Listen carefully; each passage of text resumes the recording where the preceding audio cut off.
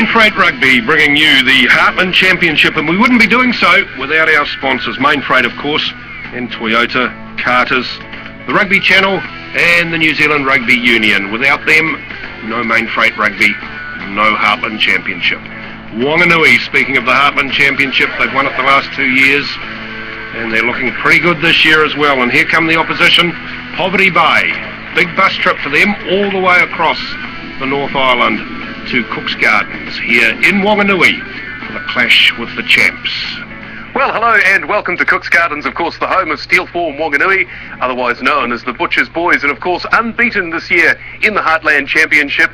And I've got a good feeling that I don't think anything's going to change today on that score. However, Ro, we are up against Poverty Bay and they've got a few things to talk about. Absolutely. Poverty Bay haven't won at Cook's Gardens since 1979, so they'll be out to break that record. Also, we don't know quite how they're going to go. Poverty Bay, of course, beat Mid-Canterbury. Mid-Canterbury then beat North Otago then beat Poverty Bay quite considerably. So how they'll stack up against Steel Form Wanganui is really anyone's guess.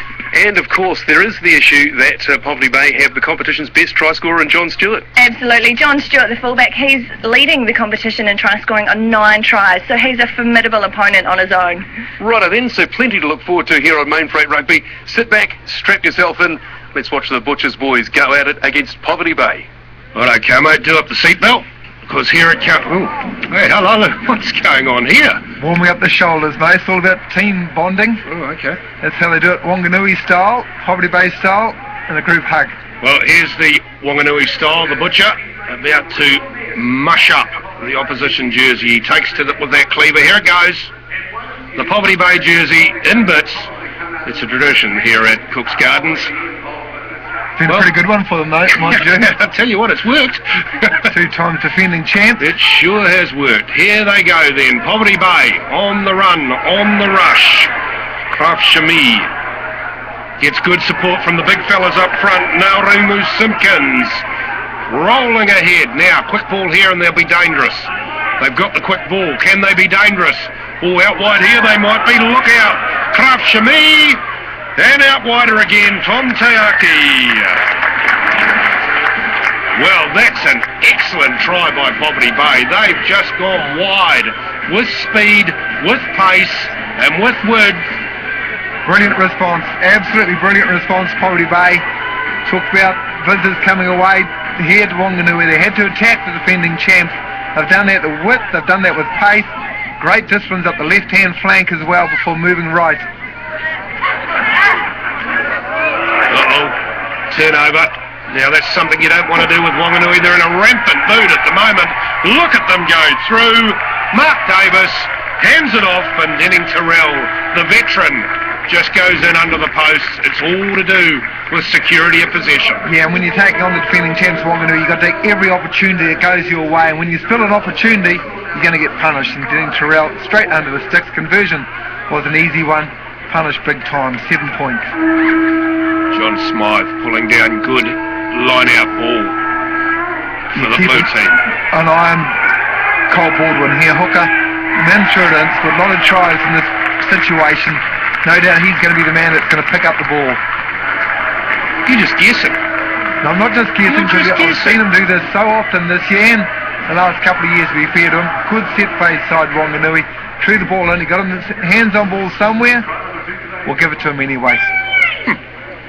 Tell you what I did see there. I saw Mark Davis going and lending his 76 kilos to the rolling maul. Good conversion from out wide. There's a bit of a breeze here today, and that's a massive lead at the break to Wanganui.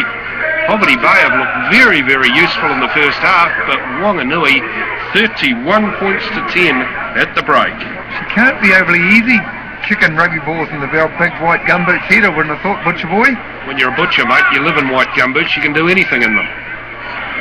Cross kick from Gardner. And it's landed quietly and helpfully in the hands of the Poverty Bay, and they're away. The try scorer is going to be Kraft Shami. But look at the way the ball just dropped into Samupo's hands here, will you? Well, it's a beautiful cross kick, wasn't it? John Stewart, jersey 11, was the one that collected easy, beautiful cross kick with, and then the speed finished up. They are, when they use the width and keeping ball in hand. Poverty Bay look really dangerous. Of course, they're now back within 16 points in this match. They're pushing the defending champs all the way. Of course, Poverty Bay, one of the form teams, I think, in this competition. Deserve to be up in the Meads Cup. There's no question about that. Absolutely, they've played some very attractive rugby, but they're up against a very good team today, playing very well as well, I might add, Wanganui. And look at this, for good charging forward play. One, then the next one, then the next one. There's always a mate on his shoulder. Well, they can play a variety of styles, can't they, Wanganui? We've seen them score the tries with the width, which they're doing here, but this is set up with a hard graft under the sticks.